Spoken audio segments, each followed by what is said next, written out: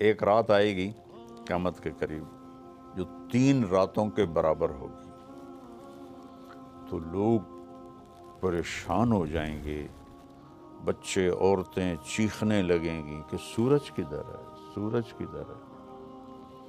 تو 3 راتوں کے یعنی 12 یا 36 گھنٹے کے بعد سورج مغرب سے نکلے گا اور سرخ پیلا تھوڑا سا اوپر جائے گا اور پھر غروب ہو جائے گا۔ تو شیطان ایک دم سجدے میں گرے گا، کہے گا یا اللہ آج جس کو بھی تو کہتا ہے میں سجدہ کرنے کو تیار ہوں۔ تو اس کے چیلے پوچھیں گے کہ استاد جی یہ آپ کیا کہہ رہے ہیں؟ کہیں گے یہ میرے مرنے کا سب سے پہلا سائن آ گیا ہے، لیکن اس وقت توبہ بند ہو جائے گی۔ جو کفر پر ہے وہ اسلام اس کا قبول نہیں، اور جو توبہ کرنا چاہے اس کی توبہ قبول نہیں۔ پھر تھوڑی دیر کے بعد سورج مشرق سے نکلنا شروع ہو جائے گا۔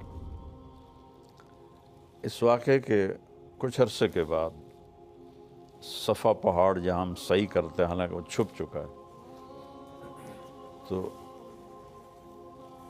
یہ اللہ کے نبی نے فرمایا میں دیکھ رہا ہوں کہ ایتھوپیا، جس کو عربی میں حبشہ کہتے ہیں، حبشہ کا ایک کالا آدمی پتلی پنڈلیوں اور ٹیڑھی پنڈلیوں والا، کیا میرے نبی کی نظر ہے، وہ بیت اللہ کا ایک ایک پتھر توڑ کے گرا رہا ہے۔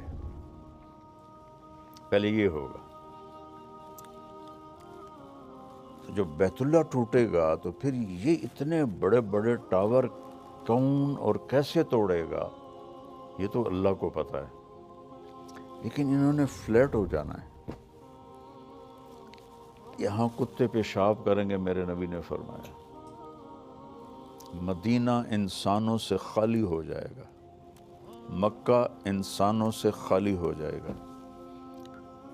گزرنے والے قافلے کہیں گے یار لگتا ہے یہاں کبھی آبادی ہوگی۔ ابھی آپ اس آبادی کو دیکھیں، پھر حجم آبادی کو دیکھیں، اور پھر آپ میری بات کا تصور کریں تو آپ کہیں گے یہ تو ایسے ہی مولانا صاحب بات کر رہے ہیں، اور میں اللہ کے نبی کی آپ کو سنا رہا ہوں کہ گزرنے والے لوگ کہیں گے یار لگتا ہے یہاں کبھی کوئی لوگ رہتے ہوں گے، لوگ رہتے ہوں گے۔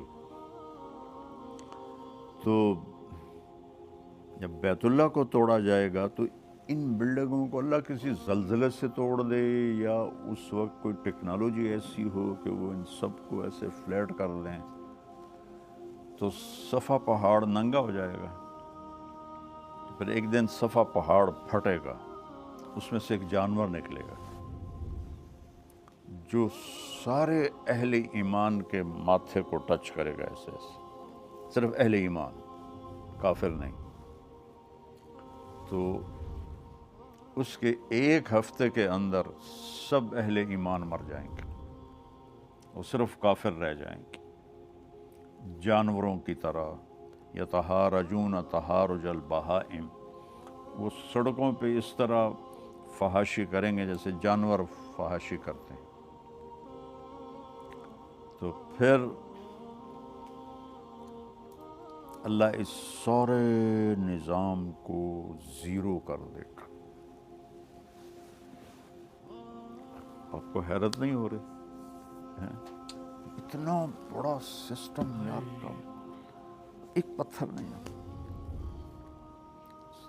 کون سی طاقتیں آئیں گی جو سب کو فنا کر دیں گی؟ قیامت جب تک ایک آدمی کلمہ پڑھنے والا موجود ہے قیامت نہیں آئے گی، بلکہ کلمہ بھی نہیں، آپ نے کہا اللہ کہنے والا جب تک ایک بھی موجود ہوگا قیامت نہیں آئے گی۔ جب وہ بھی مر جائے گا پھر اللہ جب چاہے گا وہ اس دن کو لائے گا۔ اور جب زمین وَإِذَا الْقُبُورُ بُعْثِرَتْ اذا زلزلت الارض زلزالها، تو ساری زمین توڑ پھوڑ ہوگی، لیکن جہاں جہاں مسجدیں ہیں وہ زمین ایسے اوپر اٹھ جائے گی۔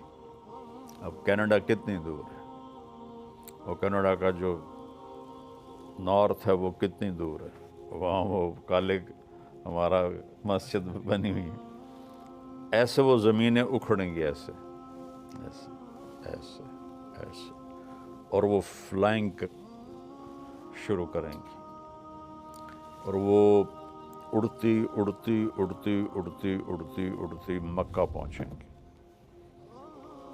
تو جب یہ ساری دنیا کی زمینیں، مسجدیں کی زمین مکہ پہنچیں گی، تو پھر بیت اللہ کی جو مسجد ہے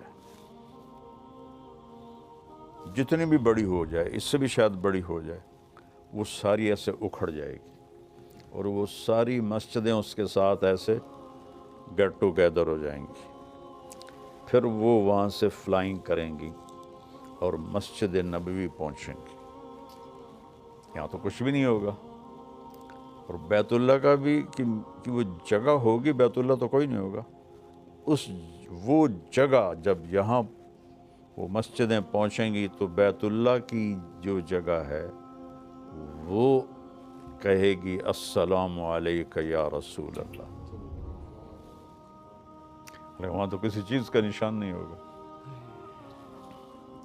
اللہ تعالیٰ اپنے نبی کی قبر بھی مٹا دے گا، لیکن نشان تو ہوگا، کہے گا السلام علیک یا رسول اللہ۔ پھر مسجد نبوی بھی اکھڑ جائے گی، اور پھر یہ ٹریول کریں گے مسجد اقصیٰ کی طرف۔ آسمان کا جو دروازہ ہے وہ مسجد اقصیٰ کے اوپر ہے۔